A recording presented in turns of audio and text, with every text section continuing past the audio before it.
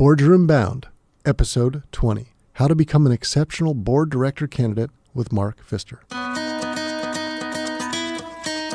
It used to be that forming a brand around your board prowess was taboo. You really didn't talk about it. People knew you were on board, but you didn't market yourself in any way. That has totally changed. This creation of your board director brand, I believe, is extremely important. Hello, and welcome to this episode of Boardroom Bound. My name is Alexander Lowry, and this is the podcast dedicated to intentional leadership in the boardroom.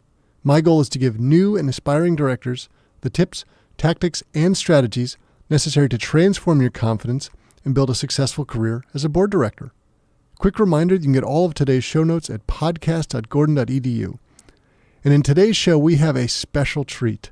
This is twice as long as our normal episodes because we're adding about 15,000 times the content. We're going to be talking with Mark Pfister about how you can become an exceptional board director candidate. Mark is the CEO of his Pfister Strategy Group, which is an executive management and board consulting firm that serves as a strategic advisory council for executives and boards in the public, private, and nonprofit sectors. He's the creator of the Board as a Service engagement model, which is credited with inventing a new industry. He's currently a board director himself for multiple private sector companies, nonprofits, and also board advisor consultant for multiple public companies and their directors, focusing on strategy, governance, and technology and cybersecurity. He's accredited by NACD, ACCD, and several other institutions. In short, Mark is an expert on this topic, and he's going to share that with us today. Today's episode is going to walk through both new and aspiring directors, everything you would need to know to prepare yourself to be an exceptional board director candidate.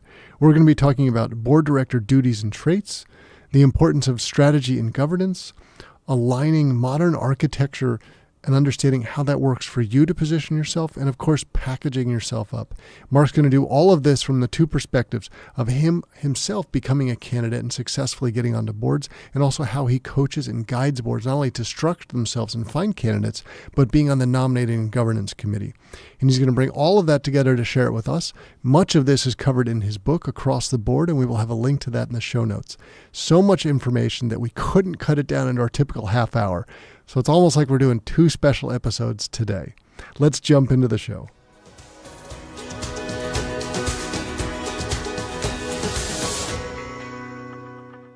Mark Pfister, welcome to the Boardroom Bound podcast. Alexander, thank you so much. It's a pleasure to be here with you today. Well, delighted to draw in your expertise and your background. This is a subject that you coach people on a regular basis, whether they're an aspiring director or someone who's already been in the boardroom and experienced. You cover all of those ranges.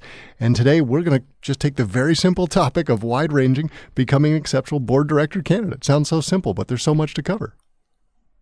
Absolutely. There's definitely a packaging component to this with areas that you want to be very much aware of. And for me, I've got a copy of your book in front of me here, and I know we'll talk more about that later, but I guess this is in some ways just the highlights of a lot of those nuggets within there. And, as I think about where to start, maybe we should just begin with setting the scene about board director duties and traits. How would you describe that? Sure. Well, there's always two things that are two focus areas that I look for in the board director duties that I want to make sure that a candidate especially is aware of. And we're very familiar with the duty of care and the duty of loyalty that are always mentioned as part of these traits or these main duties of board directors. I personally like to add the duty of obedience into this, which again is ensuring activities are in support of company values and mission, and then it's in compliance with applicable laws, including its own internal governance rules and policies. So I like to add this third one, duty of care, duty of loyalty, and then duty of obedience on top of that, which I think kind of rounds out this view of what the duties of a board director should be. If we take that, yeah, sure. No, I was going to say, it sounds fascinating to me because we often talk about making sure it's something that you feel passionate about, right? So if you're touching upon it there about ensuring the company values align with yourself, right? That's absolutely correct. And I like the word passion that you use. And for me, I will tell you that the values of an organization absolutely matter. And I believe that a board director or collectively the board should be very much aware of those values and truly live those values in the organization. I believe that the values are owned at the board level, and they should be ensuring that the CEO and the rest of the organization is living those values. And you're saying this is someone who's been on a board, who's aspiring to be on a board and helps other people go through it. So when you think about finding those values and how they fit for you, and I know we'll probably talk about this later about packaging yourself up, but how does someone begin to think that through? Let's say someone's an aspiring director. They haven't had this before. How do you begin to break that down and figure out whether it is a fit? And I will say it does take work, and I like to think that once somebody in their life has sort of discovered themselves and they know what they're about, they truly know inwardly what their values are, what makes them tick, what they're passionate about, what they feel is right, what they feel is wrong. And taking those and saying, what does this company do? If you're being considered for a board directorship position for a company, one of the first things I will do is I will go to the page that lists that company's values, and I will say to myself, are these in alignment with what I believe, who I believe I am? And if they are in alignment, then I will go to the next step. So to me, the values is truly the starting point for any company. Values to me sits above vision and mission in a company. And I tend to liken this all the time to dating, right? So if you want to think about someone that you want to be with for the long term, for me, my lovely wife, there was a question early on, is this going to be a long-term fit? Are we headed in the right direction? We have the right values? A board role in some ways is no different. You're spending a lot of detailed time and effort with these people. Make sure that the company and the people you're working with are a fit. That's absolutely right, and I think it's a great analogy to look at it that way. These are a group of people that you will be joining that you want to make sure that you respect and that you enjoy being around. To me, those are super important areas. It's all too often that a board candidate will say yes very quickly to the offered board seat and not really have done their homework on, is this the right group for me? Do they have the similar values? And values, by the way, is not correlated to opinions. Values are really, what am I about? How do I operate? What are my ethics? How do I treat my relationships? Am I respectful? Those types of areas that are extremely important. I think we've all worked in groups before, whether it be a board or any level in an organization, where we just did not click with the people on that team. And it's not that we're right or we're wrong. It's just that it didn't work for some reason. That, to me, that cannot be the case on a board. That board has to be an extremely tight-knit group. And can you talk about also from the perspective of being on the board and the board member of the nominating committee, where you're trying to find that right fit, because you don't want to bring in someone who you're not sure about because they might upset the apple cart? Absolutely, and it's a tricky space, because I personally don't mind the agitator as long as they are doing it in a respectful way. Right. But if that agitation is due to a mismatch of values or a mismatch of culture, for that matter, then I think that is a totally different topic and probably a showstopper for that person coming onto the board. I'm with you. So if we think about someone's coming from the agitator from a perspective of constructive criticism, of maybe this is a way we should consider doing something else versus just trying to lob a grenade in to see what happens. That's right. And one of the things we'll talk about shortly is, to me, everything that you're mentioning right now has a direct tie to EQ, or emotional intelligence, and also to mindfulness, or what they say, MQ, mindfulness intelligence. It's all, if you are feeling attacked in a certain scenario, how are your emotions? How are you dealing with that? How is your response? Are you falling into the trap of attacking back? Or are you able, with your emotional intelligence, to say, I've been in this scenario before, I understand why this person is on a different side possibly of the issue. I understand why they're agitated, and I'm going to keep my cool and explain my position and explain my case in a very diplomatic way. That, to me, is truly the emotional intelligence side to this. And it's not something someone can read a book on and be good at that overnight. It takes time, and it takes scenarios where you're put into that spot to truly hone that skill set. And that partly comes back to the sort of chicken egg approach, having had to have been there before and done that, to know it and experience and be better at it. So you're not just coming in as a 20-year-old being on a board. You've been around in a while, been had success in the corporate environment in order to be picked out for that. And that's a part of it, right? And we'll talk about the whole board packaging up of yourself and your candidacy. But just circling back to finish this off, we also talked about, the loyalty and what you're there to do. There's a legal requirement on a public company board about thinking about, we can call it the values, but you are beholden to the shareholders, to the stakeholders, to the employees, to everybody else, to do the right thing. Can you break that down for our audience a bit more, who might be on the beginning of their journey to a board, and what that means for them? Sure. Both the duty of care and the duty of loyalty, to me, are that you are truly looking out for the interests of the organization. So as a board director, you're not leaking trade secrets. You are very much aware that your decisioning or your direction to the CEO, or even your strategies that you are guiding the CEO or giving your input to the CEO on, if they're choosing to use you as a sounding board on the board, you are truly in line with both the values, the culture, and the product or the services that company offers. It's truly putting the company first. I like to view a company as another partner to you. It's another board member at the table. So they have a say, they have an opinion. Even if you're guiding that company down a different path, say because of a change in the market or because of trending, I like to put myself in the shoes of the company. If that company had a voice, what would they be saying? So that duty of care and that duty of loyalty, if you truly treat the company as an additional person, how would you interact, how would you behave, and how would you look out for the interest of that company? It's a really nice way and clean way to look at it, as if they were a person and you were interacting with them. I like that a lot. You can envision the boardroom's got an empty seat at the table where that person is fictitiously sitting. The way I've always thought about it, it's sort of like Pinocchio with Jiminy Cricket. I've got these little people on my shoulder, the different people that I'm worried about, the shareholders, the employees, maybe when I was a pension retiree, the people getting their benefits, their dependents. So it's all of those people are there with you, and you're thinking about them as you're making decisions while you're trying to balance all that. And that's not easy, which is why the board director role, while exciting, is also really difficult. It is, and you really have a lot of constituents when you're in a board director seat, and that's where, again, if we parlay the emotional intelligence or the EQ component now to the mindfulness side, the mindfulness piece to this is more, I view it more as the proactive version of saying, are you aware and in tune with the things that could affect your decisions, or is there emotion attached to this? Are you stepping back and are you looking at what are these outside forces that may be guiding you down a path for a decision or for any outcome? And just the ability to kind of step back or look at yourself and the board from that 30,000-foot viewpoint, that to me is mindfulness. It's truly understanding the inputs and the possible conditioning in how you're making your decisions. And I think that's a super important concept for a board candidate, not to mention a board director, to be aware of.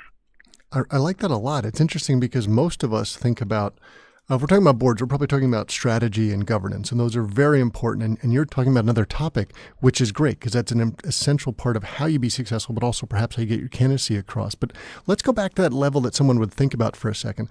I'm going to be a board member. I'll deal with a lot of strategy. Maybe I am noses in and fingers out. That's my new approach. Help people understand what that actually looks like and the importance of the strategy and governance. Sure. So I will tell you that I have taken some heat in the past, especially when my book came out, in the fact that I put the component or the importance of strategy in a board director's repertoire higher than the governance component, and there's a reason for that. So typically to date, if you had a synonymous word with board director, the first thing people would think about is governance. I'm not saying that's wrong, but I believe that governance is actually a byproduct of the strategy of the organization or the strategy at the board level. So a board itself should have its own strategy.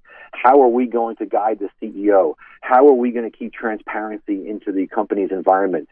How are we going to structure our board committees to make sure that we have serious input and valid input to guide this organization and the CEO? So I was going to say, it's interesting you say that. I remember one of our previous guests, Steve Bartlett, was talking about, he insists that every board he joins, even if it's not their practice, they add an executive session at the beginning and the end of all of their board days so that they together can talk about what was our strategy, what do we need to do differently? Maybe it's guidance to the CEO, how do we change that? And that's the way they've built in to be able to do that. Does that sound like a good example of what you're talking about? Absolutely. And I'm always smiling when I hear this because I know that board has their structure probably very correctly structured in their environment. So to me, many times I hear of boards talking about the fact that they are in their governance mode or they're there to only govern, and I ask them what they're governing, and what they tell me back are tasks. And if I truly break those down, I see tasks. But to me, you have to know what you're governing. Typically, you're governing two things. You're governing the goals of the organization through, number two, the strategy. The strategy is the how. The goals are the what, and the strategy is the how. If a board does not know those two things or had some sort of involvement in it and some sort of ownership, mainly of the strategy, they're not able to govern it. They don't know the how. You're governing the how when you look at a board of directors.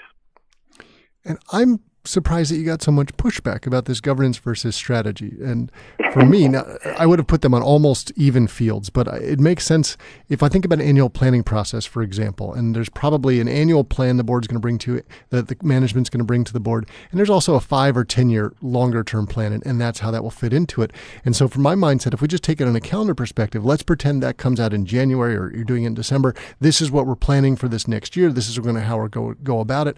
And then you're going to hold them accountable. What's the update against it? If we're not achieving those anymore, was there a problem? Are we going in a different direction? Let's reassess as we need to. But in a sense, we're doing a governance against that strategy. And that seems such a logical fit for me. Is that what we're talking about?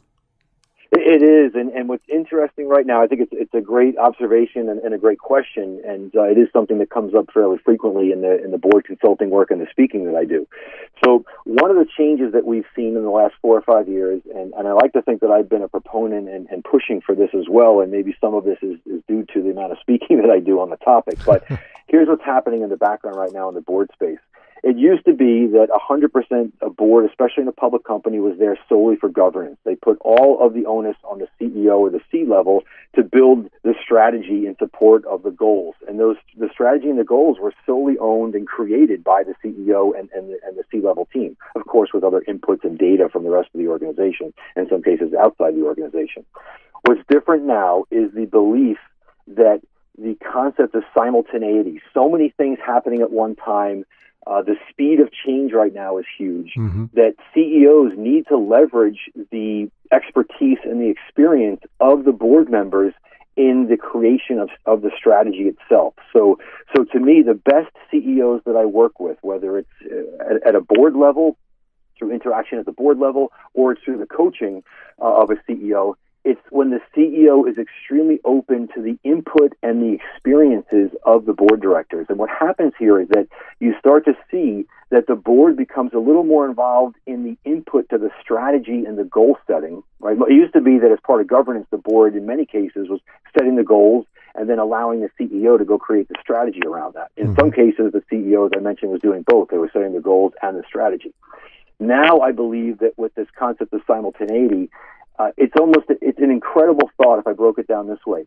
If you were the CEO of a 200,000 person public company and you as a single person came up with the goals and the strategy of that company, looking in from the outside, would you be comfortable with one person coming up with the goals and the strategy of an organization of that size globally?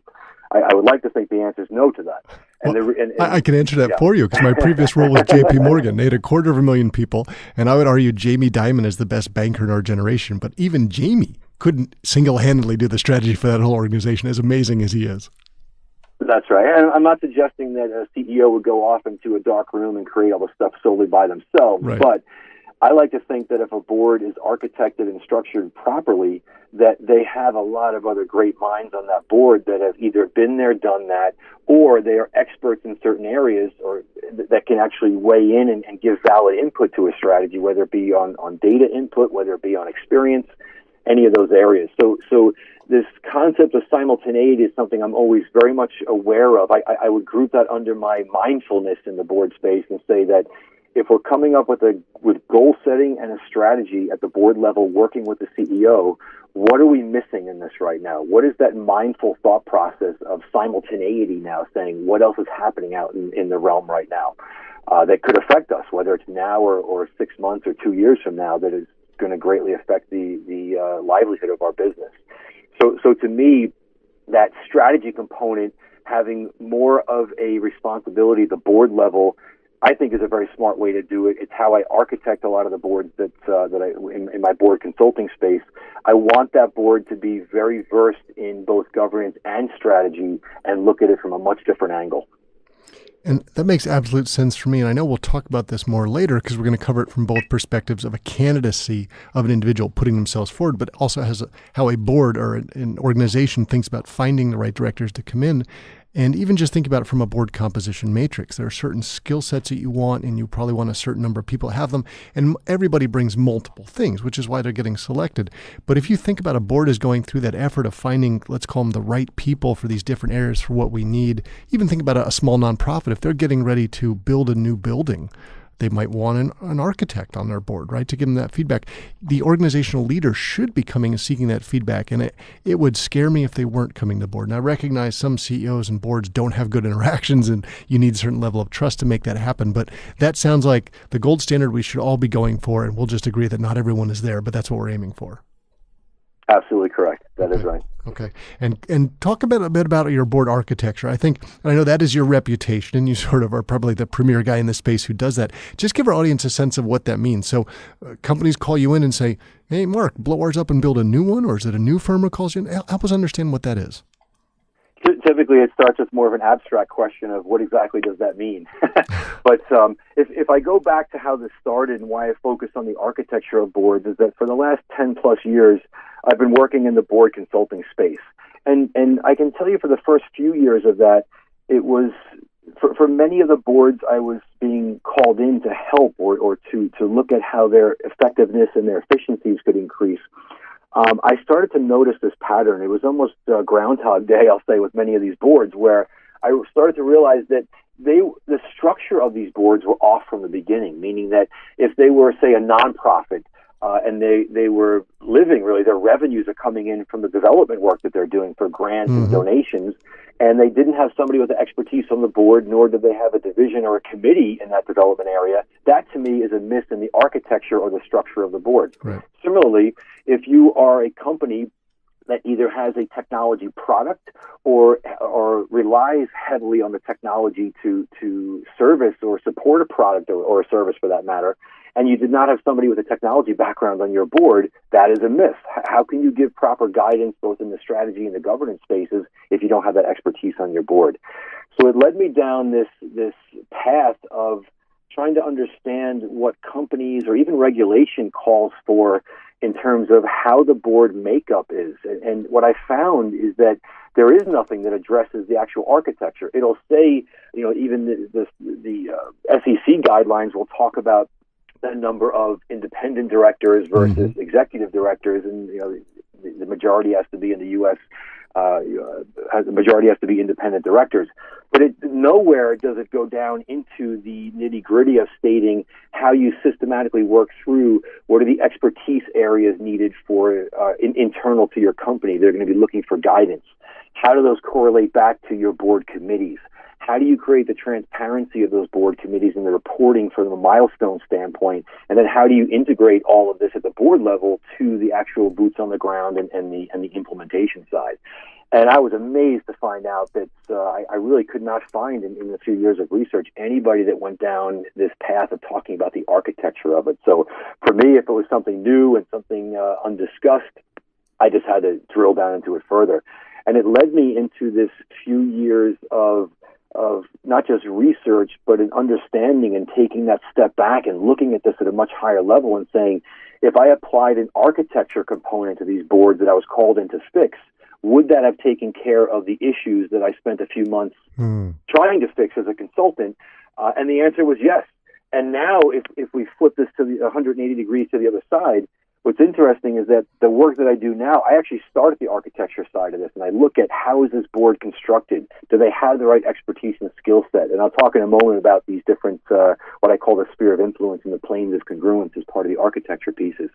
But that has truly led me down this path of now not just applying the architecture of a board's components into the consulting world, but I've actually become known in that space, which is kind of funny to me, for being this person that focuses first and foremost on the architecture. I personally like to think of it as you wouldn't build a building without or a house for that matter, without the proper foundation. Right. The architecture truly starts with the foundation. So to me, it's a great, when you talk about building. So for me, it's a great analogy. This is done for both boards that are being built from scratch. So if it's a startup company or say a private company that's talking about building a board, those are great because they're starting from a fresh slate. And a lot of my work also is in the public space, which is interesting because you have your existing board members They may not be able to make all these changes in the first year that I'm working with them, but they have this path or this roadmap now of in future years when they're looking or having new board members join, they have a roadmap or a plan of how they're going to do that and systematically look for those gaps that they can fill. And that's what your book covers, right? So the title is Across the Board, the Modern Architecture Behind an Effective Board of Directors. And you've laid it out very simply. Clearly, it's a lot more complex than that, which is why they're calling you in to help. But that's what the book really explains, right? Someone would pick that up and really get the nuts and bolts behind it, right? That's correct. That's correct. And I like to think that I like to write in the format that is not just baffling with data and all these concepts and just theory. This is truly written in a chronology that is a roadmap. It can truly be something that you follow, and I've been told it's a very easily read book. So it's feedback that I'm always happy to hear. It's truly there to help people. It's a handbook. And just to put this into context, this is not just something that troubled companies need to consider. This is what all companies should be considering. This is the best practice, which is why I love having you on the show today, Mark. And I'll just harken back to one more example from J.P. Morgan. So there was the London Whale scandal, and it was all over the news for what seemed like a year, and it was this massive brouhaha. It was one of the best companies in the world who made a major mistake, and Jamie Dimon called it Risk Management 101. Basically, the Risk Management Committee did not have anyone who's a risk expert on it, and no one caught that. And obviously, in retrospect, we can all go, geez, what should we have done differently? We can learn from that, right? As we don't want to repeat it again. First time it happens, fine. Second time, shame on you if you do it again. But I think that's exactly what you're getting to, is sort of stepping back and saying, how are they structured? Do we have the right committees, the right composition? How does it report back together? So I think this is wonderful for all of us to hear when we think about, if you're considering joining a board, wouldn't it be great if you could almost consider some of those things, right? We talked about this earlier. Do you have a right values fit, but also knowing the structure of what you're walking into, and are they being effective? Can you speak to that a little bit? Sure. It's a great point, and I've been told that many of the books that I have in circulation now have been bought and read by those that are board candidates. And they've actually flipped the book to look at it 180 degrees from the other side. Instead of the inside the board looking out at how they're going to rebuild the board or how they're going to evaluate candidates, the other side of this is, as a board candidate, if you read this book, it can force the questions that you want to ask to see as a board candidate. Is this board right for me? Has it been built properly? Has the architecture component been considered? And over this overall umbrella is, where exactly do I fit in this board? Is the whole board, if you're a finance background and everybody on the board has finance background, it's unlikely you're going to be able to make a big impact on that board. But if you look at the architecture now and again flip this question to in the interview to the board itself or the nominating committee, and you say, I'd like to understand more so how your board was built, and they say, well, we have a gap coming up. We need expertise in this finance space at any level of growth of a company, right? It could be everything from the M&A phases to the early stage funding, whatever it may be, whether it's private, public, whatever the status of or the structure of that business is. But now you're going to fit in that area, and you understand what other areas are filled. So is there HR experience on that board? Is there technology? You're truly understanding where you fit, which I think is a big deal for a board candidate to understand. And you're touching on a great topic here, and I know we'll get into more depth about it, is that this is a two-way discussion, right? So as boards are looking for individuals, they want to make sure they're finding the right person who fits not only from values and expertise, but individuals are also interviewing the board to make sure it's a fit for them. Again, your values, but is it a place where you can add value? I like the way you described that. We had one of our previous guests who talked about she was the first female brought into a company. That was not the only diversity she brought. She was also the first non-banker, et cetera. So know what you're walking into and how you're going to be able to specifically add value. And as we think about this, so let's talk about how this ties into modern board architecture, because this is very different than it was decades ago when it used to be very pally and chummy and old boys club. And you got on the board because you're probably friends with the CEO and you played golf and he said, hey, we got a seat coming open up. You're my buddy. Come on in. Now, obviously, there are issues tied with that. We could talk about executive compensation. If the board is packed with your buddies, how are you really going to evaluate the CEO, et cetera? But the world has changed a lot. And so the modern board architecture necessarily has changed a lot. I'm not sure whether they're both driving each other or which way it's going, but could you unpack that for us? Sure, and it's interesting. The trending that we're seeing right now is that just because you've been a career board director for the last 25, 30, 35 years, it no longer necessarily guarantees that you are going to be a valid candidate for boards that are in searches as of now. And Many will say that that's due to age. I will tell you that is absolutely not true. I particularly look for older board directors because I know they have the experience. Right. I know they've been there, done that. And I also know that they've been around to understand the history and the trajectory of certain industries. So they've been able to see how the industry has changed, and they bring this trending knowledge with them. The reason that many board directors, and this is true of board candidates, I'll say, whether they've been in the industry, what I like to say are career board directors, right. And I don't mean that disparagingly in any way. I think I view board directorship as a discipline and a vertical in itself. Some people have a portfolio board roles, like that is their profession. That's right. Yeah. That's right. And that's truly where my space is right now. Just say that is the profession plus the consulting aspect of it, which I like the combination of those two areas. But what's interesting, what's causing this drive away from these career board directors is not in any way having to do, in my opinion, with age nor with experience. It's how they are presenting themselves. And this comes back to everything from your board document, which is truly your resume, your CV. But of course, in the board world, it's called a board document. It's a very different looking document than a CV or a resume. That packaging, to me, even how you present yourself, is extremely important. Are you being viewed, if you submit your board document for consideration, and even if it's through a friend, Alexander, as you mentioned, even if you are chummy with other board members or know those folks on the nominating committee, if the governance is done correctly, that is not going to be the driving force in the final decision, right? So, how is that board director or that board candidate putting themselves up for serious consideration? They have to be viewed as packaging themselves in a modern way, which shows that they are up to speed with everything from technology to their experience to what's happening in today's markets, the political scenes. All of these different pieces have to be somewhat shown.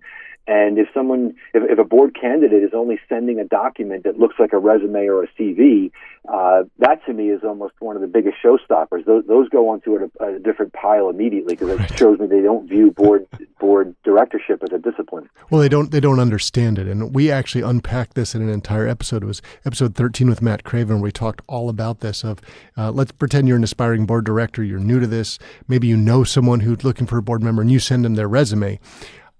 If I got that as the head of the nominating committee, I'd say they don't know what they're in for. They're not ready for this. And that would go into the pile you talked about, right? They're not prepared for it. That's right. And that's right. And there are certain areas that I particularly look for. So the first thing is, if I may, please. It used to be that forming a brand around your board prowess was taboo. You really didn't talk about it. People knew you were on boards, or board director, but you didn't market yourself in any way. That has totally changed. So this creation of your board director brand, I believe, is extremely important. And this has to do with many areas. Are you known in the board director space because of the writings and the teachings that you do? Are you involved in radio shows or podcasts as we're doing right now? These are things where a board director is known for their expertise. They become known for the fact that they have the expertise, they're willing to share it, and someone can truly get a feel for what that person is about and try to understand their values.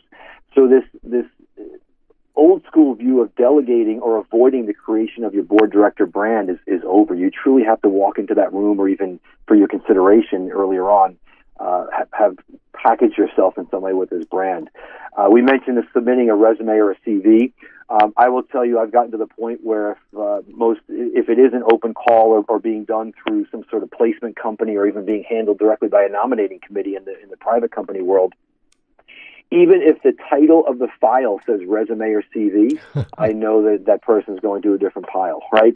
Because if they're even calling it that, they're not understanding that a resume or a CV, it drives you in this format of this path to talk more at a management level, not at a leadership level or a governance level. It's just the format. The format forces you to sound like management.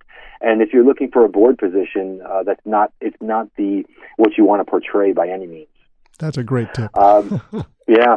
And there is truly a what I view as a formula for that board document, which I think we can talk about in a moment. I'll give the high-level categories or areas that I think are great to focus on for that. The third area for this just talking again about these mistakes that board candidates make, it's not, thirdly, is not correlating your personal values to the organization's values. So anytime I'm either called in as a board candidate to go for an interview, or if I'm part of a nominating committee doing the interviewing, I am all the time in the background, I'm trying to correlate this person's personal values to the organization's values. Mm-hmm. I will tell you, I've become very wary of board directors at the first interview or the first face-to-face. If they don't comment or somehow have a question or some sort of reference to the organization's values, I worry about that, because to me, effective leadership starts at the foundation by matching your values to your leadership style. So if a board director is not directly referencing the values of the organization, that to me is of concern. It's something I look for very early on in the discussions. And that doesn't have to be hard, right? That is going to be on a company's website. You'll understand what it is. You can almost mirror the language back. Now, we're not talking about acting here. Hopefully it is a direct fit, and that's why someone's pursuing it. But it's very easy to signpost that for your audience so that they can understand it. That's right. And I will tell you, there have been certain times, and I've been very open, if a company has 6 values, and I'm very much aligned with 5 of them, but the 6th one is not really in my wheelhouse, I'm open about it. I state that value I'd have to think about a little bit more to see how and if I'm aligned to it, but here's how it would affect and enhance my leadership style as a board member on your team. So the honesty to me counts. It's not just about, as you mentioned, manipulation and trying to match everything so everything sounds great in your interview. I prefer the honesty, and in many cases that difference possibly in a mismatch or that person having to think more deeply about that value, to me is showing me that they're going to do that at the same level of decision making if they're a board member. And I think that comes back to a key focus for people to have an abundance mentality. For most people, if they're looking for their first board role, they're probably feeling like, I need to jump at that first one and take it because the rest will follow. And I would argue, no, you want to wait till you get the right one, because that's when you're going to be successful, and then the rest will follow in a good way. So I think you're talking about a very logical thought process here of making sure you're going down a careful way of choosing what's going to be the right fit. That's right, and there is a deliberate path that I view as making this right decision, and just some homework, of course, in the beginning and the early stages of it. But once you know what you're about, you're able to understand this matching of your own personal values to the company's values. I'm even a fan, by the way, if on my board document, I have an area where I list out what my core values are, what I call my personality traits or my characteristics. And I think it's a great way to do it, because a company will see now that this person is very deliberate in showing that they are communicative and they know they need to be. They're open to hearing other viewpoints. All these different areas that are the soft skills of not just what you know, but how you behave. I love that. Okay. All right. So that was number 3 of correlating your personal values to the organization's values. 4 is what we mentioned earlier. Many board candidates and board directors still to this day, they're focusing too much on governance and ignoring the strategy. It's not to say, again, governance is not important, but the strategic piece of this is super important to me, and I think some of the best board members I've ever worked with or served on a board with, they have this in-depth knowledge and experience and application of strategy. It totally changes the game and the effectiveness of a board. That makes absolute sense. All right. And lastly, just looking at this as the entire package. So, in the old school world of even applying for a job, or in many cases also applying for a board position, it was, let me send my resume, or in this case, let me send my board document, and I'm going to see what happens. That is a very myopic and one-sided approach to how you go about, or how in the past you would go about landing a position, especially if it was of major interest to you. So I like for a board candidate to look at all the things I just mentioned in this holistic approach to say it's not just one of these things that makes the difference, it's everything. Even if you have your buddy on the board that's pulling for you, how do you make that decision easy for the overall board as well as the nominating committee to validate the fact that person went to bat for you and put your name in the ring, right? So it's really about this validation and the board feeling like they are making absolutely the right decision without a doubt in their minds. And that's where we come back to these areas of the packaging and the values, the strategy component, the board document piece, and then also this branding that I view as kind of this umbrella that sits around the whole packaging. And Mark, in terms of layout, and you just gave us a great nugget before about how you talk about your characteristics and your values. Is there a desired format for what you've seen best practice, having been on nominating committees, for what the board doc should look like? There is. I will tell you, I put a little bit of a personal spin on this, just taking what I've seen out there. And one of the benefits of the consulting work that I do, and also the packaging courses for board candidates that I do, and as well as being on nominating committees, is that I can take all the best practices from all these things that I see and combine it into one board document. So it's somewhat of a unique perspective, but I know what resonates with me, and I know what gets me to that very quick feeling of comfort, even when I read the first few lines of a board document or someone's board bio, which are obviously two different documents. But I like to think there is a formula to it. So would you like me just to give a high-level view of that? That'd be great. Sure. So, I think that the first thing to know is that a board document, even more so than a resume or a CV, it's absolutely an exercise in concise and precision writing.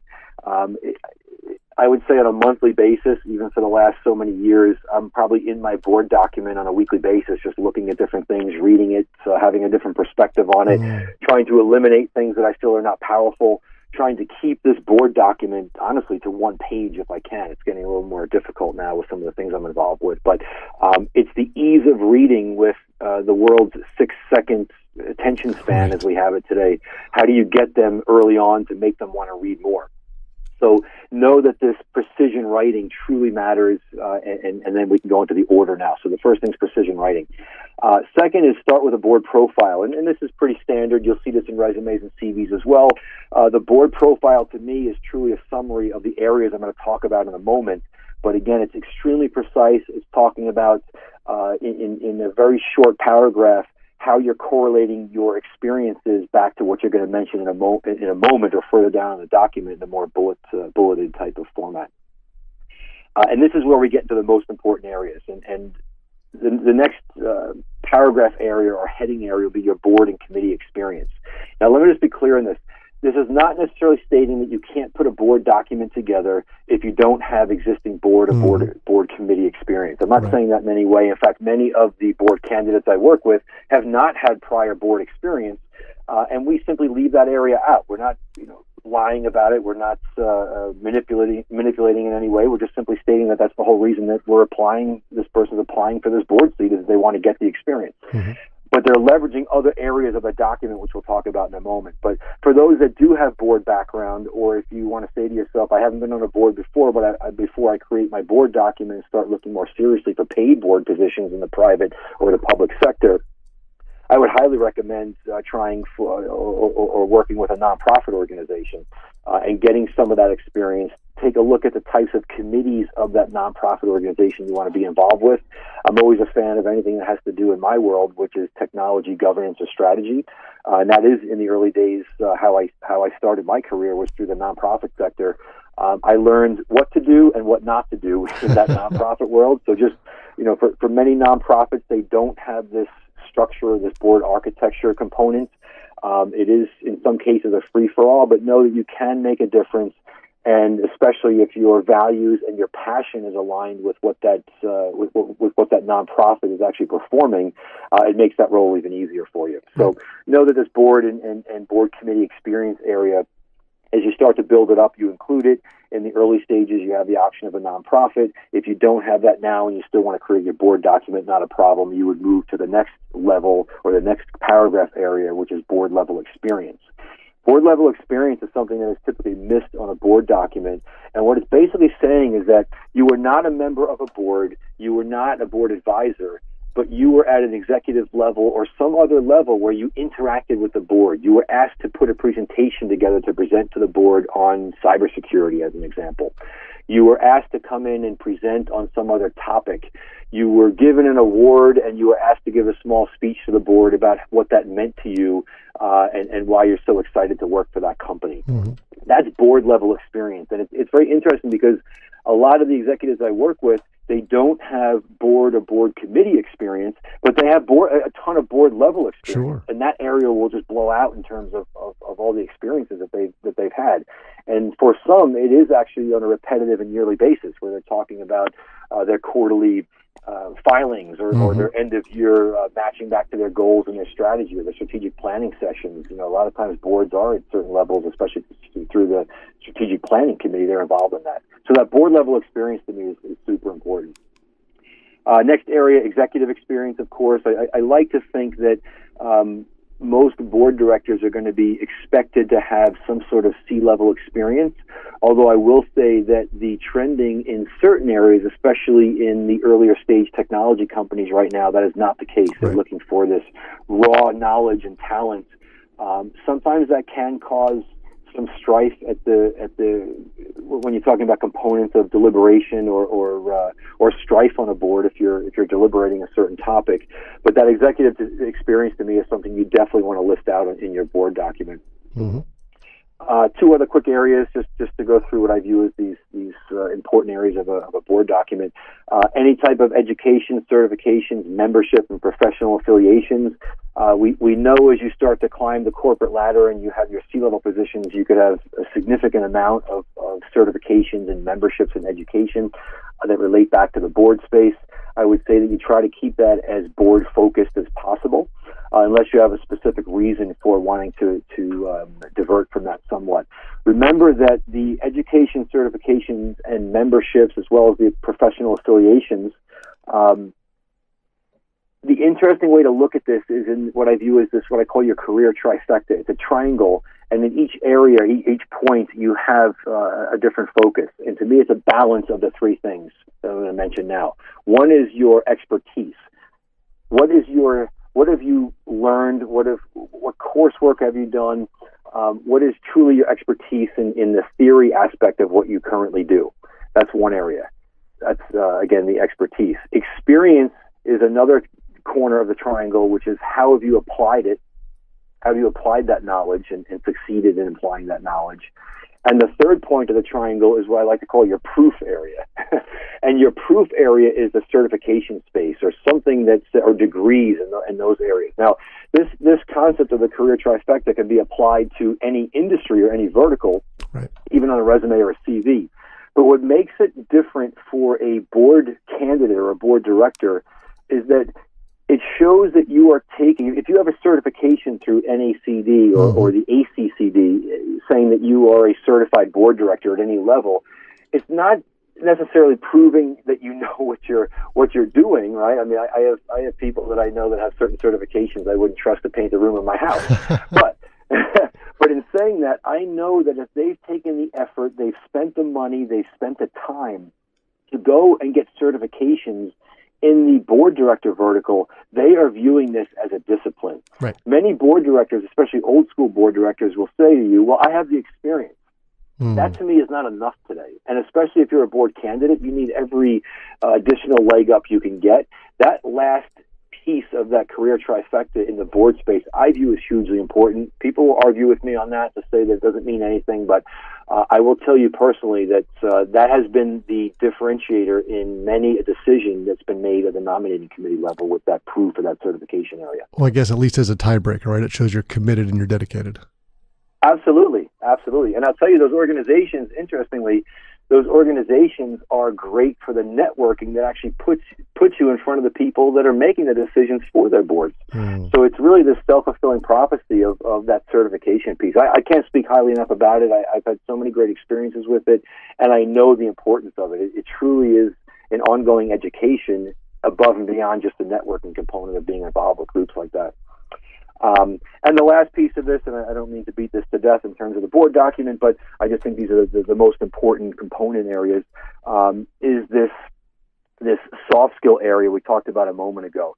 This is something that is not typically included in a board document. I don't know why. I think it's probably one of the pieces that I view as equally important to the experience and all the other components I just mentioned.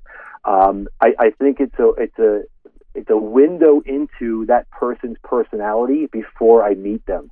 So if I see that they put emphasis, as an example, on, again, the communications component or the mindfulness or areas that I know can bring value to my board or to a board that I'm working with, that to me truly gives me insight that I wouldn't get until I met that person. But the challenge is getting to that interview, right? So I like to believe that if you're truly prepared for an interview, as a board director prepared for that interview, that if you get in that room, you're going to wow them and you have a great chance of getting that board seat. Right. But the hardest part is actually getting that interview, because the number of applicants in many cases is huge. It's absolutely massive. Everybody wants to be in that seat today. That's right. And I'll liken that last section to what people typically think about for a resume. There's all sorts of names for it, but I might call it additional information. You have whatever down you want there. And you see all sorts of random stuff: traveler, historian, weightlifter, whatever it might be, right? And you never know what's the person reading it's going to be looking for and what they're going to find fascinating. And it's a little bit of nugget of like, ooh, this is a little bit of what this person actually is in addition to the normal stuff I see in a resume. That's right. I would say I typically recommend, as part of my coaching, that it's one, maybe two more personal areas of enjoyment. You'll typically see golf or sailing or certain hobbies that are in there. I personally only have one on my board document because I need the space for other things. Right. But it is important to show that human side, that you're not just this governance or strategy robot coming in. I like to view it as you have other passions that also have some sort of component of the values that you're living. And anytime I see something as an example in a board document that shows that person's one of those person's hobbies, but it's mentioned that they do this with their family as an example, that to me shows that person is inclusive. They're very much aware that spending family time is important. They're probably, I would make the assumption that they're very much aware of their time management to be able to do that. I read into a lot more than just the comment, but it's good to know about how you're being evaluated. And this is a prime example that you bring up. Well, Mark, that's a fantastic story, the way you've described it there. Now, when we think about packaging ourselves up as a candidate, right, that is clearly the main representation of yourself. But there's more than that, right? How else should people think about it? I think you touched on a bit before. You're building a brand and a reputation, so LinkedIn might come to people's mind. And if you go to your profile, which we can link to in the show notes, there's a lot of information. It's a lot more than someone else will put in there. But if you go and search for other directors now, and I'd be curious on this, I'm seeing more and more people list their board director roles, and sometimes there's no detail or they just leave a committee name behind it, but they're trying to build that brand reputation. Do you think there's a right way to go about it? So I do. I think everybody has their own style and how they do this. I like to be a little more transparent and a little more deliberate in how I go about this. Now, I view board directorship as my core function, right? So if you look at my LinkedIn profile, it is built to show that I am a board director. I'm not a programmer and something else, and then I also sit on boards, right? Boards are very wary right now to say that somebody is kind of a jack of all trades but a master of nothing. And that's one area when you talk about skill set and expertise. But also, if I go back to this concept that board directorship in itself is a discipline, just as you would say a CEO has to have certain experience and certain expertise. A CFO would have to have certain experience and expertise. Board directorship is exactly the same. There are courses. I mean, I continually go for education and to grow and keep abreast of what's happening in the board director article currently. So to me, the LinkedIn profile, it has to be very prominent that if you are in this path of board directorship, that you are showing that it's not just a hobby or a part-time endeavor that you're undertaking. It's got to really be something that you view as a core area where you're going to spend your time and become an expert in. Mark, I feel like we have covered everything under the sun today. It's been amazing. So we talked about the companies figuring out how to do their boards and architect that well. We talked about individuals figuring out how to package themselves up. And then there's the twain in between where they meet. And we've talked about the interview and how that goes forward. I imagine we've only scratched the surface of all the best practices to do. What else comes to mind that we haven't covered thus far? Well, I think... typically, if I just go back to this packaging component right now, and everybody kind of has their own little spin or their own tweaks they put into their board document or how they package themselves or what's important to them. I really like to think that there's this understanding of how somebody is packaging themselves that they truly need to focus on it. If they're deliberate in how they go about this, if they're understanding it's multiple pieces, if they're very much aware and cognizant that the board directorship vertical is truly a discipline, I really think those are the areas that are most important. What I typically look for as well is some sort of formal background and strategy. And I will say that again because everybody will say because they've been involved in some sort of strategic planning exercise, or that was their what they were involved with for companies they've worked with before. I will tell you it goes deeper than that. There's an understanding of the history behind strategy, how it's gotten to where it is today, and what exactly it means. It truly is that question of what is strategy. It has derailed a significant amount of board candidates because they cannot answer that. They fumble around for what exactly is strategy, even those that have claimed to have done it for 20 years. So I would definitely say to put some focus and understanding in the simplest terms possible. If somebody asks you what is strategy, that you can say the following: strategy is the two-way arrow that sits between goals and tasks. It is the how you get to your what, right? So the how is strategy and the what are your goals.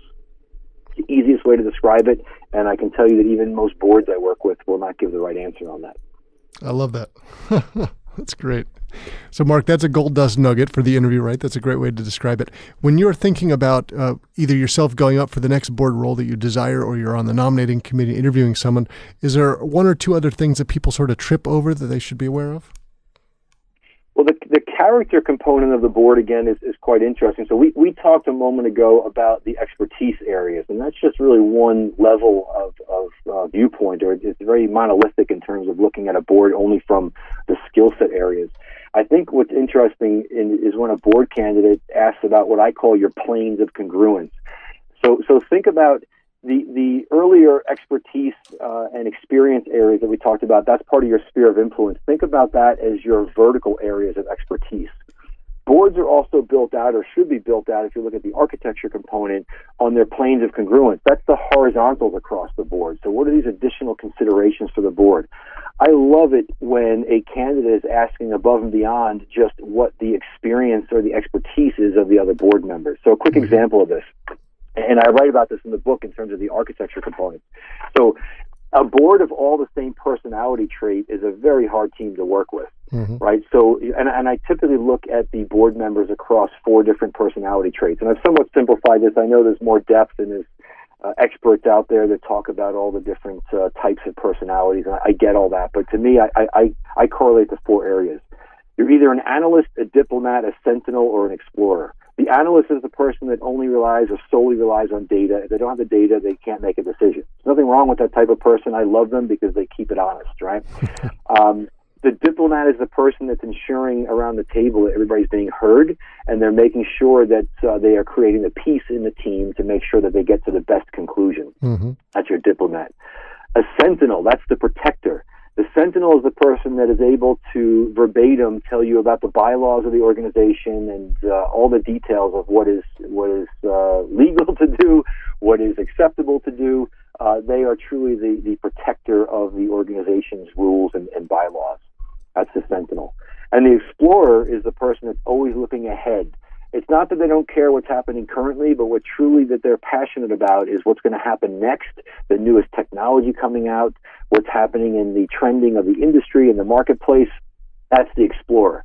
So this balance of these 4, when a board candidate asks me about what exactly, how would you classify the balance of the personality traits, I know that they're looking above and beyond just the expertise of that board. They're trying to also figure out where they fit. Now, there's 2 ways to look at this. One is from the inside looking out, which is what my book is based off of.